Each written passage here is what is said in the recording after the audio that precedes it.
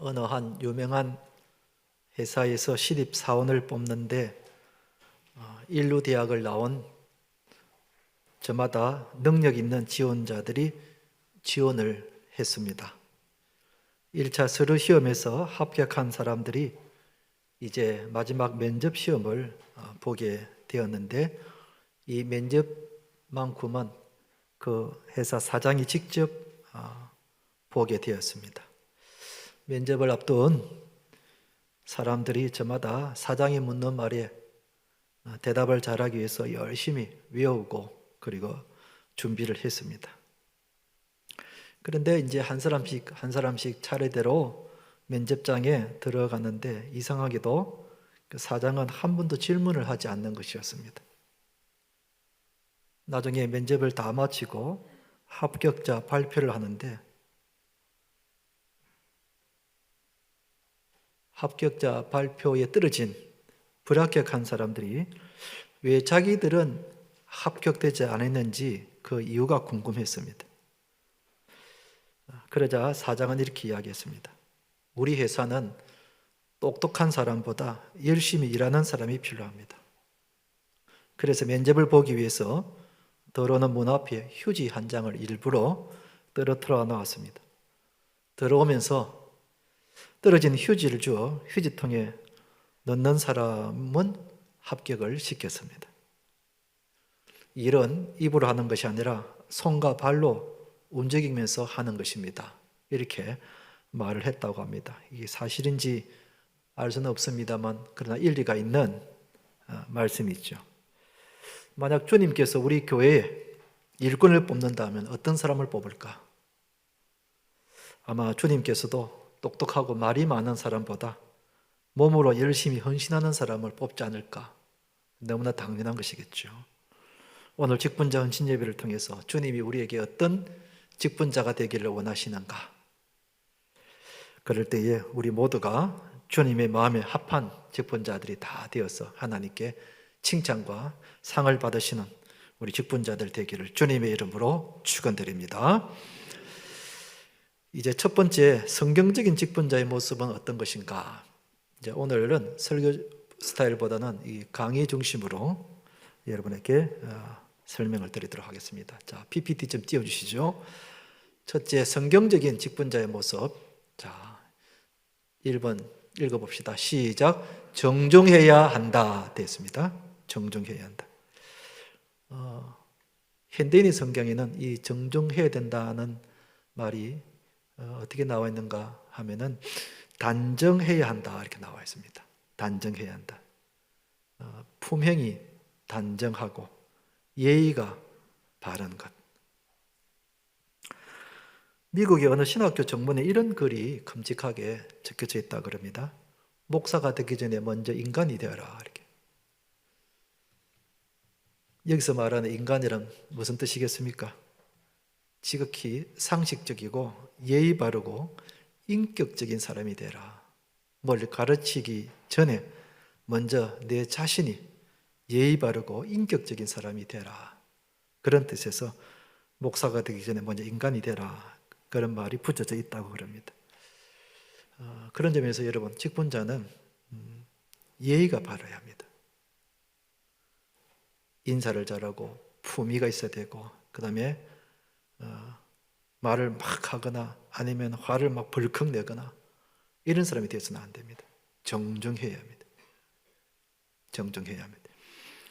뿐만 아니라 이 정중하다는 말 뜻에는 마음과 생각이 신중하다 그런 뜻이 갖고 있어요. 경솔하지 않고 말을 경솔하게 내뱉지 않고 항상 말을 하기 전에 먼저 마음과 생각이 신중해야 된다.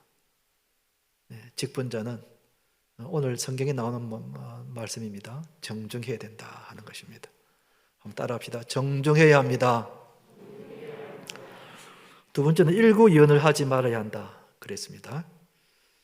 한 입으로 두 말을 하지 않는 것을 일구이언이다 그랬죠. 한 번 하겠다고 말을 했으면 그대로 행해야 합니다. 내가 직분자로서 충성하기로 생각했으면 끝까지 충성해야 되는 거예요. 끝까지 충성해야 되는 거예요. 우리가 지난주에 직분자 선서를 다 했습니다. 했으면은 끝까지 말에 책임을 져야 되는 거예요. 선서한 것 따로, 내가 사는 것 따로 이러면은 일구이연을 하는 거죠. 내가 한번 한 말은 끝까지 책임을 져야 한다는 것입니다. 세 번째는 술을 좋아하지 말아야 한다. 본문에는 임박이지 않아야 된다. 즉 알코올 중독자나 술 취하거나 이런 사람 되지 말아야 된다 그랬는데, 그 당시에는 기독교 초창기가 되어서 교인들도 술을 마시는 경우가 많이 있었습니다. 그래서 술을 임박이지 해서는 안 된다. 술에 취해가지고 알코올 중독자처럼 그렇게 돼서는 안 된다 그랬는데, 우리 한국 기독교인들은 그런 사람은 없지요.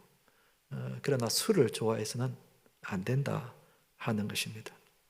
물론 신자들 중에는 이런 사람은 없겠지만은 술을 마셔서는 안 되죠.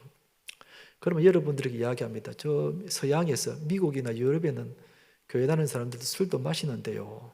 뭐 술 마신다고 해서 뭐 구원을 받지 못합니까? 그렇게 묻고 싶은 사람도 있을 겁니다. 그러나 여러분, 그 나라는 그 나라의 기독교 문화가 있고 우리나라는 우리나라의 기독교 문화가 있는 거죠. 우리나라 기독교 문화는 교회 다니는 신자들은 술을 안 마시는 걸로 알고 있습니다. 그렇죠? 불신자들도 다 알고 있는 내용입니다. 교회 다니는 사람은 술을 마시지 않는다. 그렇게 알고 있습니다. 이게 덕입니다. 덕. 진리 문제는 아닐지라도 덕을 세우는 입장에서 술을 마시면 안 된다 하는 것입니다.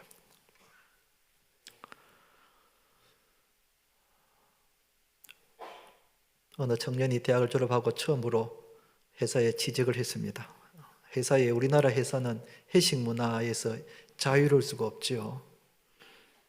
회식에 갔는데 회식을 하면 의뢰 밥을 먹고 2차로 이제 술을 마시게 되죠.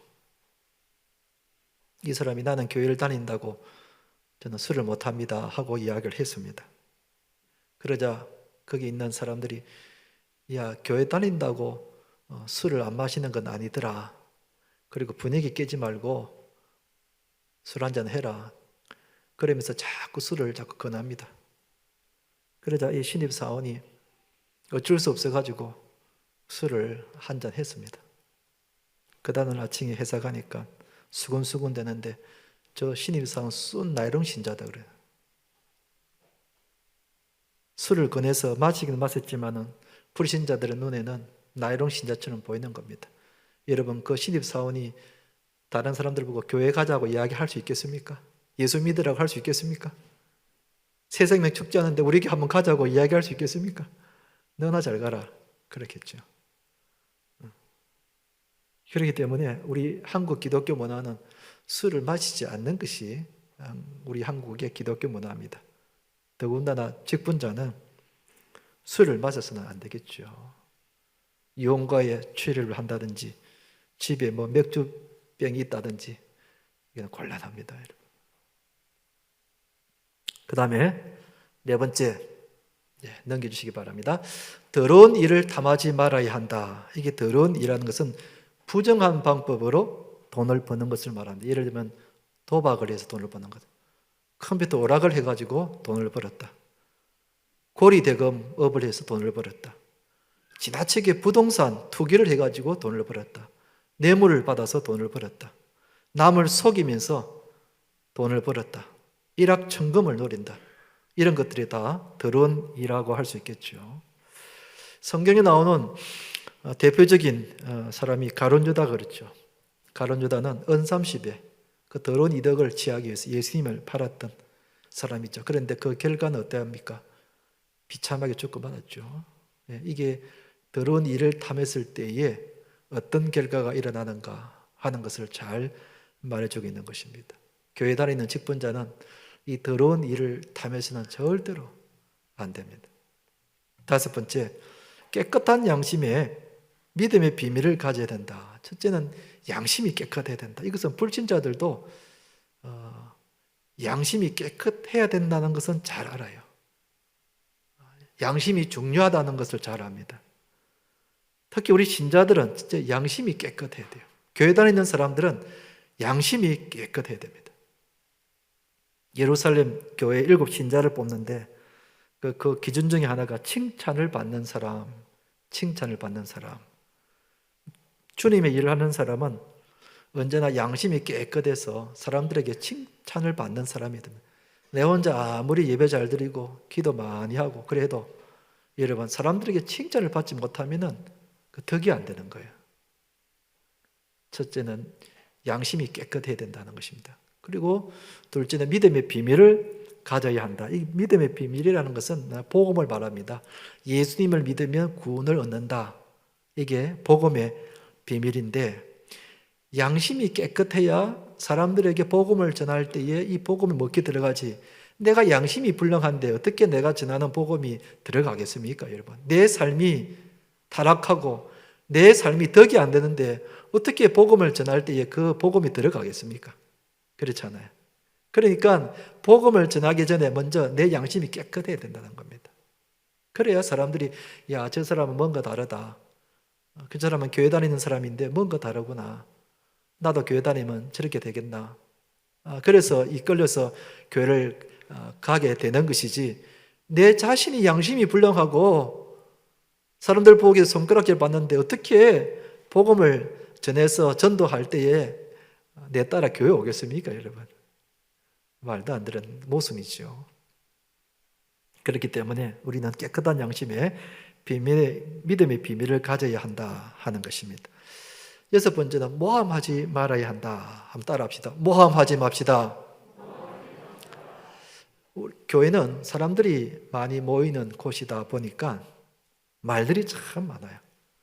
말들이 참 많아요. 주일날 오면은 여러분 설교 말씀을 기억하고 가야 되는데 사람들이 한 말을 기억을 하고 가는 겁니다. 집에 가서 오늘 내가 무슨 말을 들었는데 저 집사님 뭐라 하더라.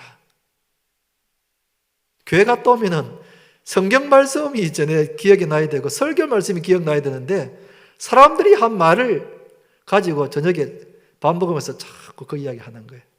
그런데 대부분의 그 이야기가 별로 좋은 이야기가 아니더라는 겁니다. 여러분 한번 생각해 보십시오. 내가 들은 이야기 중에 좋은 이야기, 칭찬한 이야기, 감동적인 이야기, 은혜로운 이야기가 더 많습니까? 그렇지 않은 경우가 더 많습니까? 물어보나만 합니다. 모함이라는 것은 사람을 뒤에서 비방하거나 비난하는 것을 말합니다. 특히 교회 바깥에서 우리 교인들끼리 이제 밥을 먹는다든지 혹은 지하철을 타고 같이 간다든지 혹은 다른 사람들이 함께 있는 그런 차 안, 여러분 그런 데서 교회나 혹은 사람들을 비난하는 사람들을 저는 참 많이 들었습니다. 저 사람은 제가 목사인지 모르죠. 식당에서 밥을 먹는데 듣고 싶어서 들었겠습니까? 옆에 있으니까 이야기하는 소리가 다 들리는 거예요. 집사님, 권사님 이러면서 하는데 그 이야기가 다 들어오는 거예요. 하는 이야기 들어보면은 험담 보는 거예요. 글쎄 말이야, 그 집사님이 뭐라 나는 내가 얼굴이 그냥 부끄러지는 거예요. 불신자리 들을까봐. 특히 우리 신자들이 교회 바깥에서 3-4-5 모여 있을 때에 교회 누구에 대해서 모함하거나 비방하는 일이 있어서는 절대로 안 됩니다. 어떻게 그래가지고 교회 가자 할 수 있겠습니까? 대신 우리는 사람들을 칭찬하고 장점을 말하고 잘하는 점을 부각하고 이런 말은 얼마든지 해도 상관없어요. 사람을 칭찬하는 일, 잘하는 일을. 그런데 우리는 10가지 중에 9가지 아무리 잘해도 9가지는 말 안 하고 못하는 한 가지만 자꾸 비난하죠.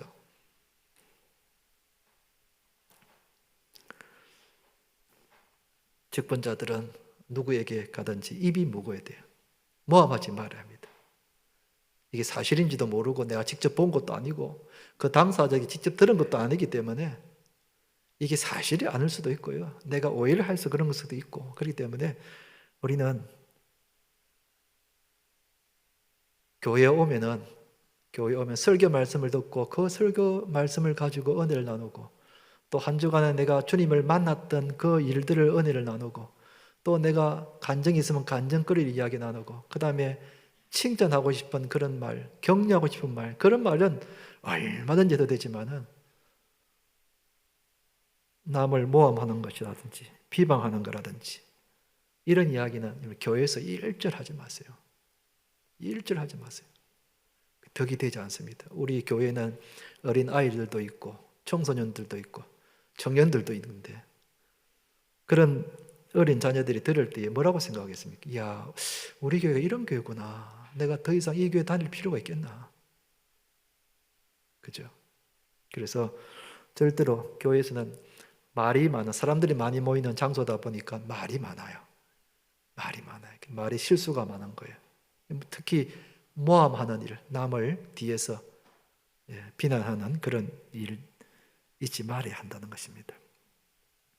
자, 중요하니까 한 번 더 따라합시다. 모함하지 맙시다.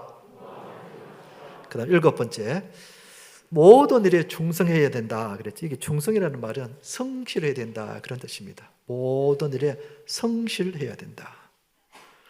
내가 맡은 직분에 대해서는 변하지 않는 마음으로 성실하게 해야 된다. 연초에 우리가 손을 들고 딱 서야겠으면 또 개인적으로 내가 주님 금년에는 내가 이렇게 살겠습니다 하고 하나님 앞에 약속을 했으면은 최소한 연말까지는 성실하게 해야 됩니다. 여러분, 하나님 앞에서 일을 이렇게 하는 사람이 다른 일은 어떻게 하겠어요, 여러분? 보나마나 뻔하죠. 우리는 내가 맡은 일은 충성을 다한다. 죽게 하듯 성실하게 해야 하는 것입니다. 성경 말씀에 죽도록 충성하라. 여러분, 얼마나 충성했으면 죽을 때까지 충성할까? 이것은 죽을 때까지 성실한 마음을 갖고 헌신하라 그런 뜻입니다. 주님이 나에게 건강 주실 때까지 성실한 마음으로 내가 충성하겠다. 그 다음에 8번째, 한 아내의 남편이 되어 자녀와 자기 집을 잘 다스려야 한다. 이게 한 아내의 남편이 된다는 말은 결혼을 해야 된다, 직분자는 결혼을 한 사람이 되어야 된다 그런 뜻이 아닙니다. 그런 뜻이 아니라 아내를 한 아내만 둔다 이 말이에요. 아내를 한 명만 둔다. 당시 불신자들이나 혹은 이교도들이 일부 다처제가 많았어요. 그런데 하나님이 지어주신 가정은 일부 일체자잖아요. 한 남편은 한 아내만 맞이하게 되는 것이 하나님이 세우신 가정의 규칙인데, 이교도들이라든지 불신자들은 아내를 한 명, 두 명, 세 명 막 두었단 말이에요. 그러다 보니 가정이 얼마나 복잡하고 덕이 되지 않습니까? 그러니까 이 말씀은 우리나라에서는 다 헌법에 일부 일체제로 되어 있으니까 두 아내를 가질 수는 없죠. 이 말씀을 좀 더 연장해서 생각해 보면은 내가 아내가 있는데도 불구하고 다른 여자와 불륜의 관계를 가져서는 안 된다 이 말입니다. 내가 결혼해서 엄연히 내 아내가 있는데, 가정이 있는데 다른 여자에게 관심을 갖고 불륜의 관계를 맺어서는, 직분자로서는 그렇게 돼서는 절대로 안 된다 이 말입니다. 한 아내의 남편이 되어야 된다. 그리고 자녀와 자기 집을 잘 다스린다. 믿음의 가정이 되어서 자녀들을 신앙으로 잘 양육하고 말씀으로 집을 잘 다스려야 된다는 것입니다. 여러분, 직분자의 자녀들은 신앙생활을 잘 해야 합니다. 신앙생활을 잘 해야 합니다. 예배 나오는 일이라든지 교회 출석하는 거라든지 교회 부스에 나가는 일이라든지, 여러분, 직분자의 자녀들이 교회를 잘 나오지 않으면 이게 덕이 되지 않는 거예요. 덕이 되지 않는 거예요. 자기 가정을 잘 다스리지 못하면서 어떻게 교회를 다스리겠느냐 이렇게 묻는 거죠. 그러니까 직분자는 가정, 특히 자녀들을 잘 다스려야 된다 하는 것입니다. 그다음 큰 두 번째로 직분자들의 교회에서의 의무사항이 있습니다. 첫째는 공예배라 하면은 우리가 주일 오전 예배, 오후 예배, 수요 기도회가 일주일에 드리는 공예배라고 할 수 있죠. 거기에 의무적으로 출석해야 한다. 이게 너무나 당연한 건데 오전 예배까지는 잘 돼요. 그런데 오후 예배 잘 안 돼요. 여러분, 지금 여러분들은 오후 예배 오셔서 예배를 잘 드리고 있습니다만 지금 이 자리에 없는 우리 성도들, 과연 뭐 할까요? 저는 눈에 안 봐도 뻔합니다. 눈에 안 봐도 뻔합니다. TV 앞에 앉아 있든지, 뭐 친구들하고 놀러 가든지, 멀리 뭐 어디 가 있든지 뻔합니다. 썩 그렇게 경건한 자리에 있는 것은 아닐 겁니다. 물론 코로나라든지 몸이 아파서 나오고 싶어도 나오지 못하는 분들도 있습니다. 그런 분들은 예외고, 오후 예배에 이 시간에 내가 어디서 뭘 하는가 생각해 보면은 주일 오후 예배를 드리는 것이 그래도 경건하지 않겠습니까?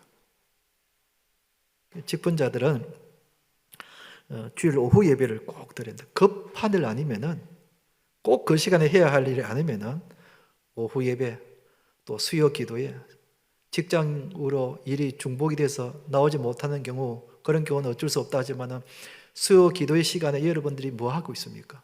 대부분 아마 집에서 TV를 보고 있을 거예요.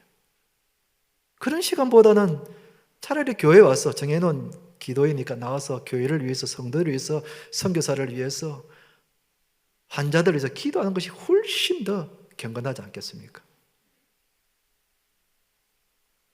이제 한 해가 바뀌었으니까 여러분들도 또 새로운 마음으로 공예배에 충실하게 참석을 해 주시기 바랍니다. 그 다음에 새벽 기도는 주 1회 이상 하고 월삭 새벽 기도에 반드시 참석해야 한다 그랬습니다. 요즘같이 추운 날, 계속 영하로 내려가는 그 추운 날, 이런 새벽 5시쯤 되면은 굉장히 춥습니다. 굉장히 춥습니다. 누구나 다 따뜻한 방에서 좀 더, 이불 속에서 좀 더 자고 싶어 하는 것이 우리 모두의 마음이죠. 그런데 그 시간에도 새벽기도 나오는 분들이 있습니다. 우리 교육자들이야 뭐 당연히 교육자니까 나옵니다만은 교육자가 아닌데도 새벽기도 나오는 분들이 있습니다. 참 대단한 분들입니다. 참 대단한 분들입니다. 저는 그런 분들을 안수집사시키고 권사시키고 그랬으면 좋겠어요. 나와라 말도 안 하는데, 안 온다고 해서 누가 뭐라 하지도 않는데도, 그래도 이 추운 겨울에도 새벽기도 나오는 분들이 계십니다. 어떤 분들이 나오는가 여러분 나와서 한번 보시기 바랍니다. 참 대단한 분들입니다. 그런데 여러분들이 매일 새벽기도는 못 나와도 일주일에 한 번은, 토요일 같은 데는 직장 안 나가잖아요. 또 마음만 먹으면은 일주일에 한 번은 꼭 나올 수 있어요. 마음만 먹으면은. 환경의 문제가 아니라 마음의 문제죠. 여러분, 기도할 것이 얼마나 많습니까? 그렇다고 여러분 집에서 기도합니까? 나는 안 봐도 뻔합니다. 집에서 기도 안 합니다. 제가 집에 있어 보니까 집에서는 기도할 환경이 안 되고 형편이 안 되고 마음이 안 생겨요. 저 역시 목사라도 교회에 와서야만 기도가 닿는 것이지 집에 있으면 막 편안해가지고 기도할 생각이 별로 안 들어요. 뭐 사람은 비슷하지 않겠습니까? 여러분들이 교회 안 나온다, 집에 있다, 집에서 기도하는 사람들이 많지 않을 겁니다. 기도가 잘 안 돼요, 집에서는. 그렇기 때문에 내 자신을 위해서도 새벽 기도 혹은 일례 기도 나오셔서 여러분 가정을 위해서, 남편을 위해서, 자녀를 위해서, 여러분의 미래를 위해서 하나님께 진지하게 일주일에 한 번은 기도한 시간을 가져야 합니다. 저를 위해서 그런 게 아닙니다. 우리 자신을 위해서 그런 거예요. 그 다음에 세 번째, 교회 형사, 부흥회, 특별 새벽 기도회 등에 참석해야 하는, 이게 너무 당연한 거죠. 이 당연한 건데 잘 안 되는 사람들이 있으니까 또 말씀을 드리는 겁니다. 내일부터 특별 새벽 기도합니다. 일대 직분자들은 당연히 나와야 되는 거예요. 예, 당연히 나와야 되는 거예요. 평소에도 잘 안 나오는데 특별 새벽 기도까지 안 나온다면 그럼 도대체 어떤 새벽 기도를 해야 나오겠습니까, 여러분? 내일 한 주 동안은 날씨도 제가 말씀드렸죠. 다 영상이다 그랬습니다. 제일 치아가 영상 3도, 4도, 5도 그 정도면은 그렇게 못 나올 만큼 춥지는 않아요. 모자 쓰고 장갑 끼고 목도리 하고 나오면 얼마인지 나을 수 있는 날씨인데요. 내일부터 한 주간은 여러분 특별 새벽기도, 하나님이 우리에게 기도 응답의 기회를 주시는데 이 기회를 놓치지 말아야 지혜로운 사람이다 말씀했죠. 그 다음 네 번째, 성경은 1년에 1독을 하고 전도는 1년에 1명 이상 교회에 등록시키도록 한다. 예. 직분자가 되면은 성경을 읽고 묵상하는 시간 가져야 됩니다.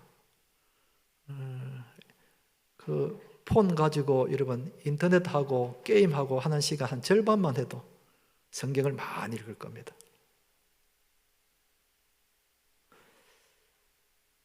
작년에 139명이 265독을 했는데 한 사람이 평균 2독을 했다는 그런 뜻이죠. 2독을 한 사람들이 있는데 1독을 안 해가지고 되겠습니까? 한번 따라합시다. 성경을 읽읍시다. 예, 성경을 읽어야 하나님과 교감을 하게 되고 우리에 대한 하나님의 뜻을 알게 되고 하나님의 음성을 들을 수가 있는 거죠. 그 다음에 직분자가 되면 최소한 1년에 1명 이상은 교회에 등록을 시켜야 하는 것입니다. 여러분, 전도는 계좌시 전도 때만 하는 것이 아니죠. 작년에 61명이 등록했습니다. 적은 숫자가 아니죠.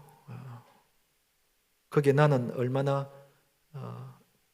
등록을 시켰는가. 남의 일로 생각해요. 뭐 다른 사람이 전도하겠지 생각합니다. 그 다음에 5번째, 11조와 절기헌금은 반드시 해야 한다. 여러분, 우리가 꼭 반드시 해야 되는 것은 주일 헌금이 있고, 그럼 11조, 이건 의무 헌금으로 이제 되어 이제 있어요. 이제 감사헌금은 우리가 감사할 마음이 있을 때 감사하는 거지만, 그러나 감사 헌금도 직분자가 되면 한 달에 한 번 이상은 해야 됩니다. 생각해 보면 감사할 게 얼마나 많아요. 그러니까 한 달에 한 번은 감사헌금을 하는 것이 좋습니다. 절기헌금도 우리가 반드시 해야 되는데 1년에 4번의 절기헌금이 있죠. 추수감사헌금부터 해가지고 맥주감사헌금, 성탄감사헌금, 그리고 부활감사헌금 이렇게 4번 있는데 제가 생각하는 절기헌금의 기준은 이렇습니다. 절기헌금을 이렇게 보면은 예상보다 적게 하시는 분들도 계셔서 제가 생각하는 추수감사헌금의 기준은 추수감사는 1년 동안에 베풀어 주신 하나님의 은혜에 감사하는 거다 그랬습니다. 1년 동안에. 그러면 1년 동안에 받은 은혜에 감사한다 그러면은 내가 11조를 내는 것이 당연한 거예요. 내가 11조를 50만 원 한다. 그러면 추수감사헌금은 50만 원 하는 것이 저는 맞다고 생각합니다. 1년 추수에 대한 감사헌금이니까 1년의 수입에 대한 11조를 하나님께 드린다고 생각하면은 저는 그게 맞다 생각하고 있어요. 저는 그렇게 하고 있어요. 맥주 감사헌금은 그렇게 생각하면은 또 우리가 편의상 6개월 동안 베풀어 주신 하나님 은혜 감사한다 이런 마음으로 드리니까 그러면 11조의 절반 정도를 내는 것이 안 맞겠나. 나머지 부활헌금이나 성탄헌금은 또 우리가 힘써 행편에 맞게 그렇게 하나님 사랑하는 마음으로 이렇게 내면은 됩니다. 그 밖에 성교헌금이나 500이어 구제헌금, 장학헌금 내가 할 수만 있으면 적은 액수라도 동참하는 것이 좋습니다. 적은 액수라도 내가 할 수만 있으면 내 쓸 것 조금 줄이고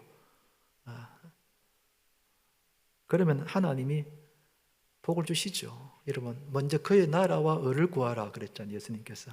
이게 헌금 또 이게 포함되는 거 아니겠어요? 그러면 이 모든 것을 너에게 더하여 주시리라. 그걸 믿고 우리가 헌금하는 거예요. 아이고, 이 헌금하면 내가 돈이 부족한데 어떻게 할까? 이건 우리 생각이고 믿고 먼저 그의 나라와 의를 구하면 내게 무엇이 필요한지 아시고 주님이 더하여 주신다 이렇게 말씀하셨잖아요. 믿음으로 하는 거예요. 헌금은 믿음으로 하는 거예요. 그 다음에 6번째, 재직회에 반드시 참석해야 한다. 우리 1년에 4번 재직회를 하죠. 그러면은 분기별로 이렇게 하게 되는데 우리 교회 재직회 참석률이 참 적어요. 참 적은데 그리고 시간이 오래 걸리지도 않은데 왜 그렇게 자꾸 가시는지 모르겠어요. 집에 뭐 가스레인지 불을 켜놓고 왔습니까? 문을 열어놓고 왔습니까? 아니면 뭐 급한 일이 생겼습니까?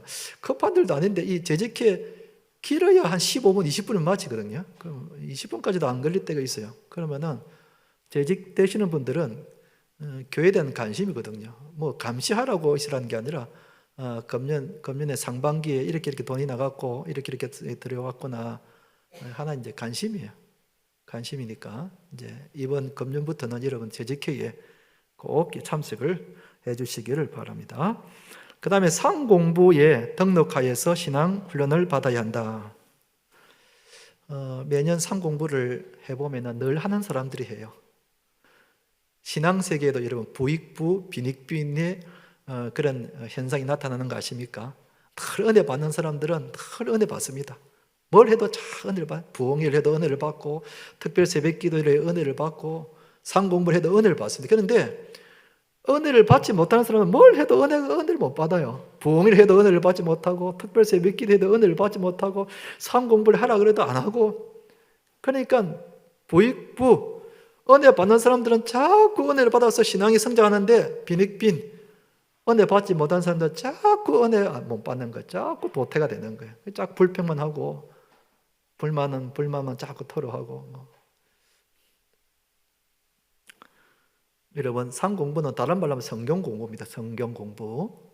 우리가 상공부라고 한 것은 그냥 단순한 성경 공부가 아니라 내 삶을 변화시키는 공부다. 그런 뜻에서 상공부라고 이름을 지었는데요. 온라인으로 했을 때는 많은 분들이 했어요. 아마 장점이 있겠죠. 온라인으로 하면은 언제든지 집에서도 할 수 있고 하니까 좋은 장점이 있어서 많은 분들이 참석을 했어요. 정말 코로나 시국에 장점 중에 하나가 이 온라인 상공부입니다. 많은 분들이 참석해 주세요. 그 채점하는 것도 굉장히 시간이 많이 들 정도로, 또 채점만 하니까 밑에 코멘트도 이렇게 달아야 되니까 꽤 시간이 걸립니다. 그래도 즐거웠어요. 이제 3월 달에 또 상공부를 하는데 이런 생각을 갖고 있는 분들이 많은 것 같아요. 성경 공부는 주일학교 아이들 하는 거다. 성경 공부는 새신자들 하는 거다. 성경 공부는 믿음이 약한 사람들 하는 거다. 나는 좀 예수 믿은 지가 몇십 년이 됐고 성경도 잘 알고 그런데 굳이 성경 공부할 필요가 있겠나? 여러분, 이런 분이 빈익빈에 속하는 거예요. 빈익빈. 그러니까 자꾸 은혜를 못 받는 거예요. 여러분, 성경은 달고 오묘한 그 말씀. 말씀을 배우면 배울수록 달고 오묘하다 그런 거예요. 야, 전에는 몰랐는데 이번에 보니까 이게 보여지네. 전에는 이 말씀을 읽어도 그냥 스쳐 지나갔는데 이번에 공부하다 보니까 이 말씀에 그런 오묘한 진리가 있었네. 그러니까 성경은 여러분 죽을 때까지 달고 오묘한 그 말씀입니다. 공부를 하면 할수록 여러분 목사도 성경을 연구하지 않으면 안 됩니다. 작년에는 몰랐는데 금년에 이 말씀에 이런 면이 있었구나. 목사도 그렇거든요.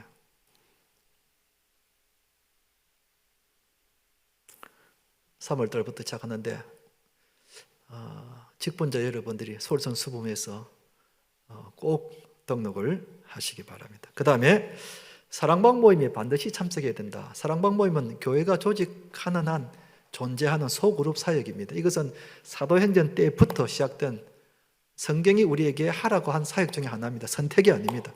다만 이름만 다를 뿐이지 구역, 목장, 사랑방, 셀 이름은 다르지만 그 핵심 내용은 똑같습니다. 소그룹입니다. 그 소그룹이 작은 교회가 되는 거예요. 작은 교회에서 교제를 나누고 다시 성경을 공부를 하고 기도를 나누고 교제를 나누는 거예요. 만약에 사랑방 모임에 참석하지 않으면 신앙생활을 반만 하는 거예요. 반만 하는 겁니다. 신앙생활은 크게 두 개, 대그룹 사역이 있고 소그룹 사역이 있는 거. 대그룹은 교회 와서 하는 거예요. 소그룹은 사랑방에서 하는 거예요. 이 두 개가 서로 균형을 이루어줘야 신앙생활을 전체를 잘하는 건데 나는 교회에서 하는 것만 열심히 하는 거예요. 소그룹 사역은 하지 않습니다. 교인들 돌아보는 거, 위에서 기도해 주는 거, 삶을 나누는 거 하지 않습니다. 그러면은 신앙생활을 반만 하는 거예요. 이게 잘못된 거죠.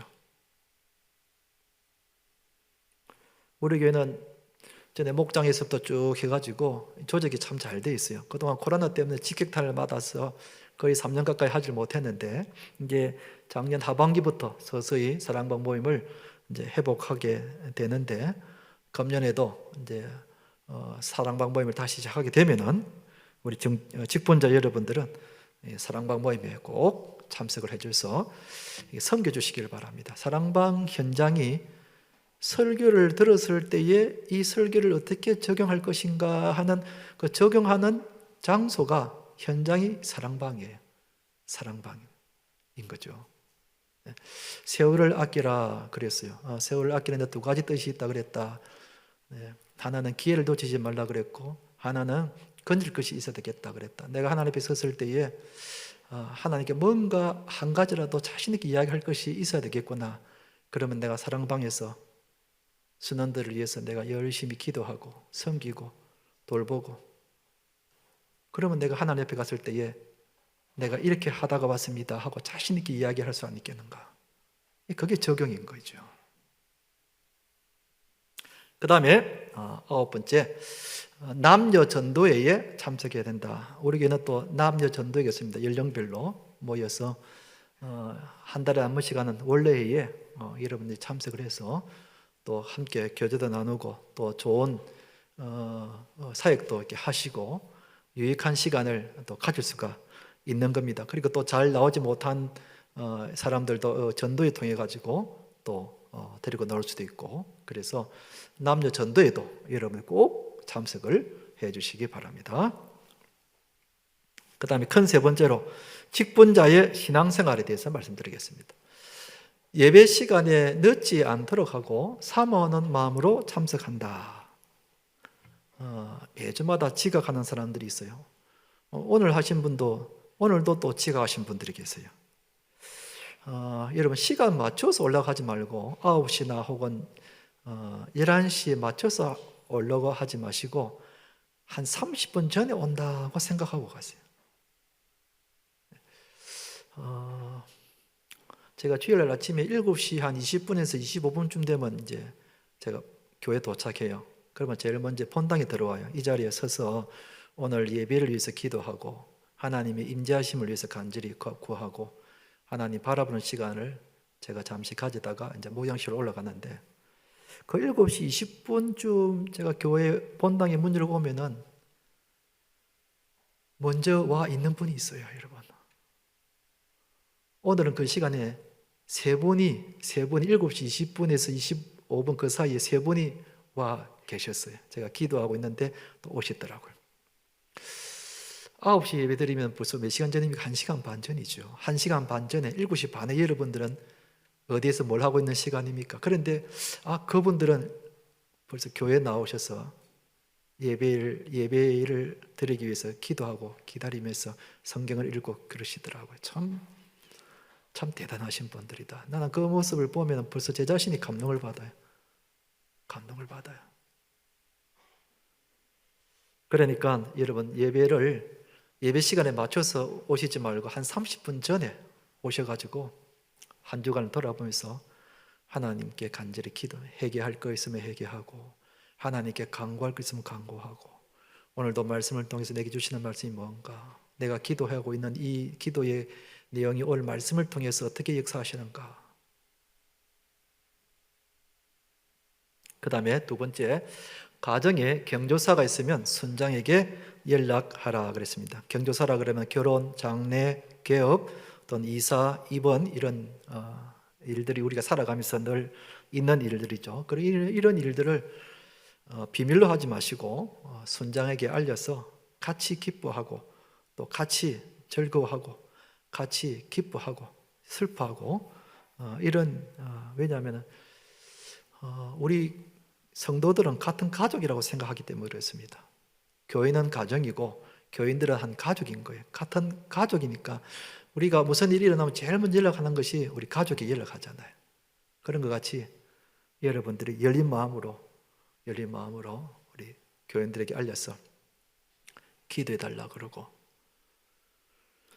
지난 금요일날 어느 집사님이 대동병원에 시술을 받으신다고 전화가 온 겁니다. 목사님, 제가 조금 있으면 이제 시술을 받으러 들어가게 되는데 목사님 전화로 한번 기도해 주십시오.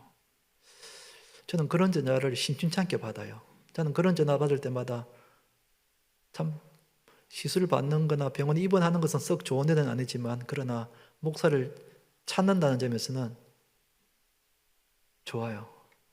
이 집사님이 입원하기 전에 또 수술하기 전에 목사에게 기도를 받고 싶어서 전화를 하셨다는 것을 보면 나를 한 가족처럼 생각하구나. 그래서 우리가 우리 부곡중앙교회를 우리 같은 한 가족으로 생각하면서 항상 가까이 지내도록 해야 돼요. 그다음 세 번째, 직분자로서 품위 있는 언어를 사용하고 근거 없는 소문을 퍼뜨리지 않는다. 아까 성경 말씀에 나오는 것과 좀 비슷한 내용인데요. 교회는 사람들이 많이 모이는 곳이다 보니까 말이 많아요. 그러다 보니까 말에 실수가 많아요. 그런데 말을 할 때 우리가 품위 있게 하는데 교회에 와서는 절대로 험담을 하지 마시고 단점을 지적하지 마시고 칭찬하고 격려하고 위로하고 용서하고 사랑하고, 이게 천국 아니겠어요? 교회는 천국의 모형이라 그러는데 우리 교회 오면은 야, 천국이 이런 곳이구나. 천국이 이런 곳이구나. 교회에서 제일 시험에 많이 드는 것이 뭐 때문인지 압니까? 말 때문에 그래요. 말 때문에 교회를 안 나와요. 말 때문에 시험 들어가지고 다른 교회 가버리는 거예요. 누가 막 때렸다든지 이런 게 없어요. 말 때문에 그런 거예요. 말 때문에. 특히 근거 없는 소문을 퍼뜨려서는 안 된다. 내가 직접 보았거나 직접 들은 것이 아니면은 내가 누구한테 들은 이야기를 절대로 다른 사람한테는 이야기하지 말아야 하는 것이죠. 하지 말아야 됩니다. 그래서 교회 와서는 말로 인해서 속상한 일이나 시험 드는 일이 없도록 각별히 말을 조심해야 하겠습니다. 그 다음에 네 번째, 직분자라서 가정생활에 항상 본을 보인다. 맞습니다. 우리 아이가 이거 누가 그러는데, 목사님, 우리 엄마는요 교회 오면 천사인데 집에 오면 악마입니다. 악마. 교회에서는 이렇게 열심히 하고 사람들한테도 사근사근하고 막 친절하게 대하는데 집에 오면 그렇지 않다는 거예요. 교회에서의 삶과 집에서의 삶이 그만큼 다르다는 겁니다. 여러분, 가정사역도 주님의 사역입니다. 이 가정사역도 잘 해야 되는 거예요. 특히 불신 남편을 두셨다면 혹은 불신 자녀를 두었다면 더 덕을 세워야 합니다. 전도의 방편을 삼기 위해서는 내가 더 참고 더 인내하고 더 친절하게 하고 더 베풀고 더 오래 참고 해야 돼요. 왜냐하면 그래야 내가 전달할 수 있으니까.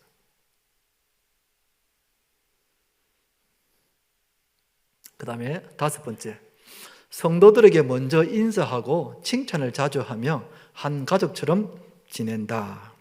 한번 따라합시다. 안녕하세요. 감사합니다. 잘하시네요. 사랑합니다. 괜찮습니다. 잘하시네요, 여러분. 이게 천국 용어라 그럽니다. 천국 용어. 감사합니다. 괜찮습니다. 잘하셨습니다. 천국 용어. 우리가 교회에 와서는 교회의 용어, 성경적인 용어를 써야 되는데 그러려면은 여러분 항상 우리 교인들을 볼 때마다 칭찬을 아끼지 않고 격려를 해주고 위로를 해주고, 그리고 혹시 나에게 좀 피해를 입었어도 괜찮습니다. 이게 천국 언어라 그러죠. 천국 언어. 교회 오면은 인사를 우리 도움들 애들이 보면 참 인사를 잘해요. 인사를 잘해요. 주일날 이렇게 제가 사청으로 왔다 갔다 하다 보면 자주 만나는데 그러면 꼭 인사를 해요. 참 애들이 인사성이 밝아요. 그 다음에 여섯 번째, 교회 바깥에서는 절대로 험담을 하지 말며 부정적인 말을 하지 않는다. 아까 이야기한 거 비슷한데요. 특히 부정적인 말, 못한다, 하지 말자, 안 된다, 이런 말 교회에서는 이런 말은 갑자기 서지 않는 게 좋습니다. 항상 긍정적으로.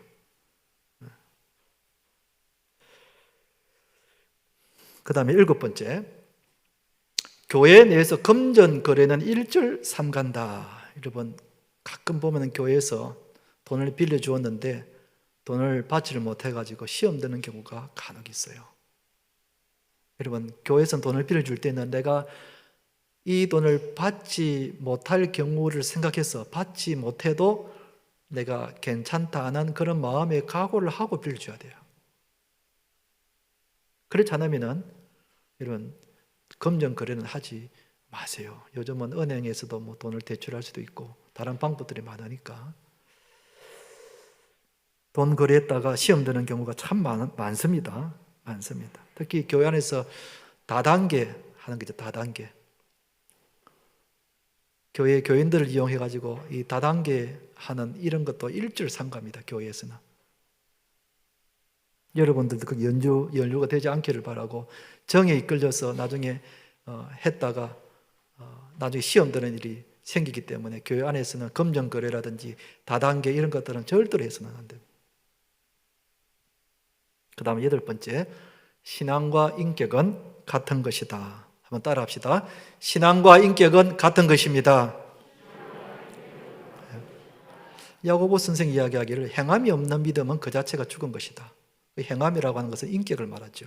믿음과 인격은 같은 것이에요. 같은 것입니다. 신앙 따로 인격 따로 아닙니다. 그래서 믿음은 좋은데 성격이 참 안 좋다. 그 틀린 말입니다. 믿음도 안 좋은 겁니다. 그런 거는. 신앙과 인격은 같은 것이에요. 같은 것이에요. 그렇기 때문에 우리가 신앙이 성숙할수록 인격도 성숙하죠.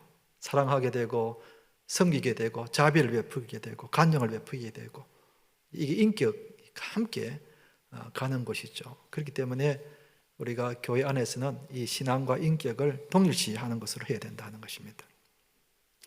그 다음에 9번째, 부정적인 사람이 되지 말고 항상 긍정적인 사람이 되어라. 성경은 항상 기뻐하라 그랬죠. 항상 기뻐하라. 범사에 감사하라. 이게 긍정적인 사람이 되는 거 아니겠습니까? 신자는 너무 비관적인 사람, 너무 부정적인 사람, 세상을 너무 어둡게 보는, 이거는 여러분 절대로 옳지 않습니다. 오히려 그 반대가 더 맞습니다. 항상 세상을 밝게 바라보고 항상 긍정적으로 바라보게 되고, 그게 성경에서 그렇게 우리한테 권면하고 있지 않습니까? 그러니까 우리가 이야기할 때도 잘 될 것이다, 또 하면 된다, 해보자, 항상 긍정적인 말을 자꾸 해야 되는 겁니다. 한번 따라 합시다. 잘 될 것이다, 하면 된다, 해보자. 예. 항상 긍정적인 마인드를 갖고 신앙생활을 해야 되는 것이죠. 그 다음에 10번째, 교역자에 대해서 신뢰하고 존경하라. 특히 담임 목사와 항상 좋은 관계를 유지하라. 여러분, 교역자가 뭐 흠이 없는 건 아니죠. 단점도 있고 실수도 하고 그런 겁니다. 흠이 없어서 존경하라는 뜻이 아니라 교역자도 흠이 있지만 그러나 주님께서 교역자로 세워주셨기 때문에 그 자리 우리가 대통령을 존경한다 할 때 대통령이 흠이 없고 다 잘해서 존경합니까? 그러지 않아요. 대통령이라는 그 자리 때문에, 그 신분 때문에 대통령을 존경하라 하는 것 같이 교역자도 마찬가지입니다. 흠이 있지만은, 단점이 있지만은, 그러나 주님께서 세워주신 그 직분이기 때문에 그 직분을 보고 신뢰하고 존경하라는 것입니다. 특히 담임 목사인 저와 항상 늘 좋은 관계를 유지해야 합니다. 여러분, 그래야 은혜를 받습니다. 담임 목사를 미워하면은 은혜를 받지 못합니다. 저는 우리 교인들 중에 나하고 관계 안 좋은 사람 한 명도 없는데요, 가끔 그런 사람들이 교회에 있을 수가 있어요. 담임 목사하고는 항상 좋은 관계를, 제가 여러분에게 무슨 상심됐거나 제 말에 대해서 혹시 시험에 들었다면 즉시 저한테 이야기해서 풀어야 되고 관계가 항상 이렇게 회복이 돼야 되고 그래야 됩니다. 그래야 저는 설교하는 입장이고 여러분 설교를 듣는 입장이기 때문에 내가 은혜를 받기 위해서는, 내가 우리 부곡중앙교회에서 함께 신앙생활을 하기 위해서는 담임 목사와 항상 좋은 관계를 유지하도록 해야 되겠습니다. 11번째, 우리 교회를 늘 사랑하고 자랑한다. 지상에 교회가 많이 있지만은 내 교회는 하나밖에 없어요. 어느 교회입니까? 부곡중앙교회입니다. 물론 우리가 어려운 교회도 돕고 또 교회 연합 활동도 하고 또 지상 명령인 선교를 위해서는 또 교회가 연합하기도 하고 그렇게 하지만은, 그러나 그런 뜻이 아니라 지상에 많은 교회겠지만은 그러나 내가 그 중에서 가장 사랑하고 섬겨야 될 교회는 부곡중앙교회 한 교회밖에 없는 거예요. 부곡중앙교회 직분자라면은 그래 해야 된다는 겁니다. 주님이 부곡중앙교회 직분자를 세워주셨으면은 부곡중앙교회를 위해서 첫째로 힘써 섬기고 교회를 사랑하고 교회를 위해서 기도하는, 그게 맞는 것이지, 교회 맡은 교회 이런 뒷전을 하고 뭐 다른 교회 자꾸 기웃거리고 다른 교회 가서 뭘 하고, 이것은 순서가 맞지 않은 거죠. 맞지 않은 겁니다. 우리는 우리 부곡중앙교회를 늘 사랑하고 늘 자랑하고, 바깥에 가서도 우리 부곡중앙교회 늘 자랑하고 좋은 교회라고 이야기하고 최고다고 이야기하고, 그런 마음을 가져야 되는 거죠. 한번 따라합시다. 우리 교회가 최고다. 우리 교회가 최고다. 우리 교회 좋은 교회. 아멘.